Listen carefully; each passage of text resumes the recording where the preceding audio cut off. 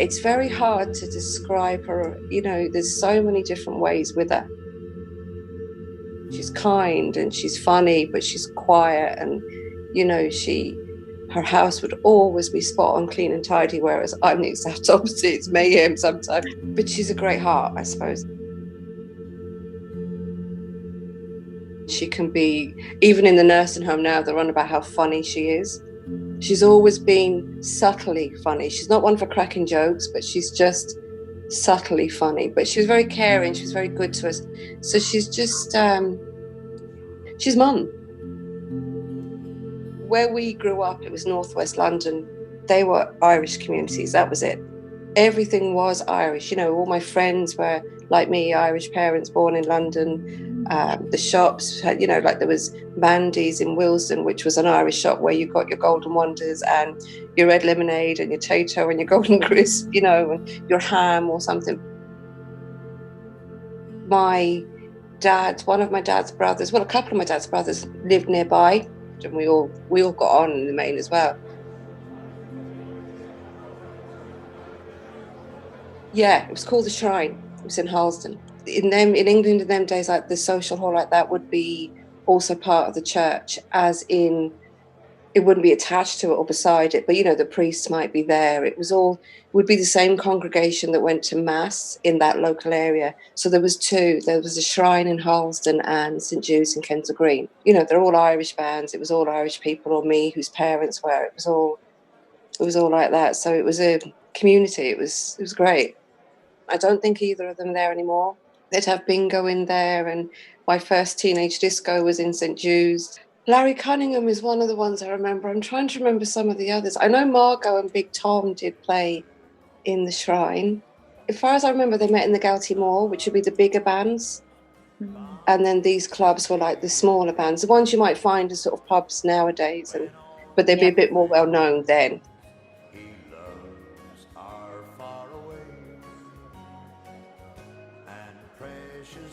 Neither of them drink, so it was always just a night to go out and have a couple of lemonades, or Dad and his shandies, and have the chat and have the laugh. The laughter is something I remember, and they'd go out and, you know, they'd waltz or they'd, you know, jive or whatever. They got married in 1961.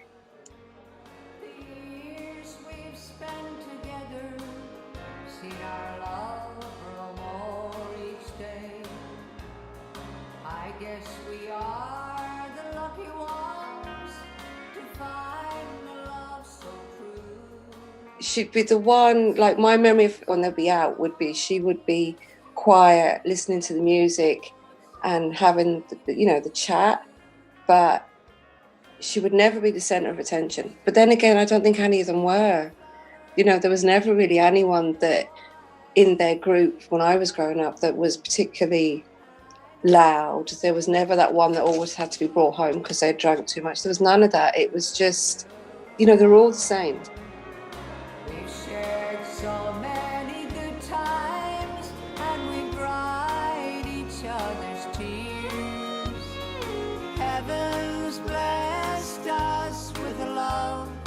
That's lasted through the years.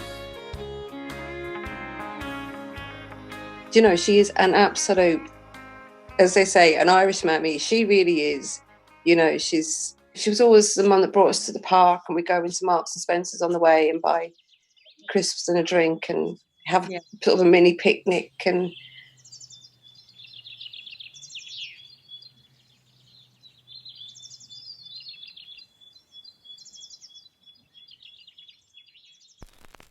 I remember her sitting down in front of the record player. She'd been kneeling on the floor, and she a bunch of time she used to play over and over again. But any kind of Irish music she liked. You know, she liked Margot. Cliffs of Dunedin, I always remember her she'd hum along rather than sing along.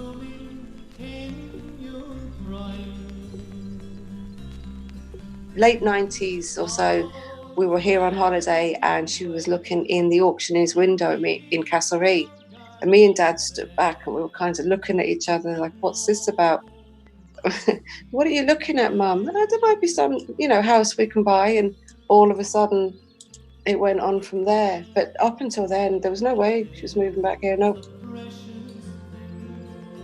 It was time. It was just the right time. And from the day she moved back, she settled in. She was as happy as anything. She loved it.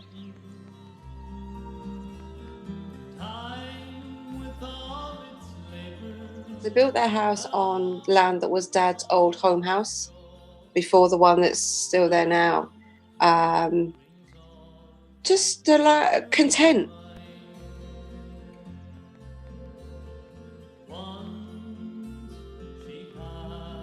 They were very involved in bringing up my kids, so that kept them busy. Amazing. Brilliant. Like, they adore her, even though she was the one that would tell them off.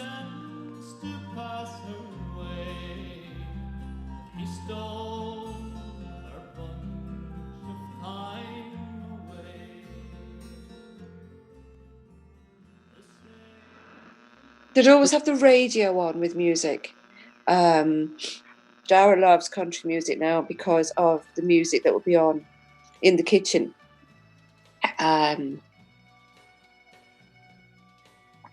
Growing up with me, the music came from our nights out in, the two clubs that I mentioned. And the record player would be on. The radio would always be on in the car, or a tape would be on in the car with music. So it was, not like real musical, but it was always there in the background, framing. I think it was like just framing things as you go along. If you remember certain songs from certain times and certain people they loved, Big Tom and Margot were my two real ones that I remember from when I was younger, that you'd always hear them. Foster and Alan as well, they were like the next bunch of time. Yeah. She loved that song.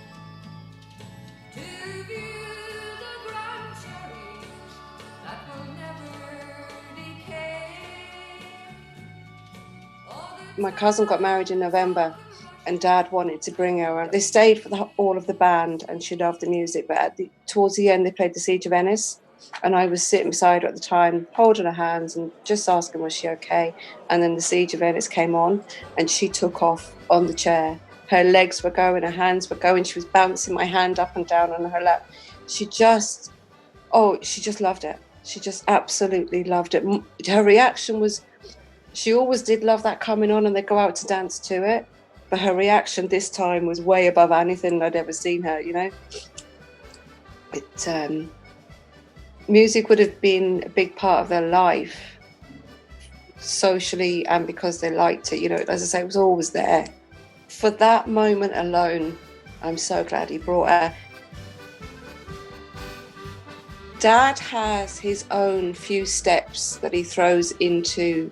He does the waltz in a funny way. I don't know what it is, but it's his own version of it, as is jiving. Dad had his own steps. So as the years went by, Mum knew these steps and she knew exactly how to dance with him. She got up and she danced with him, and her feet just moved automatically. She knew exactly what she was doing. So she kind of danced along with him. They've been dancing together for so long that there was no effort to it. They just did it. They're so funny because, they are so together and so intertwined and adore each other.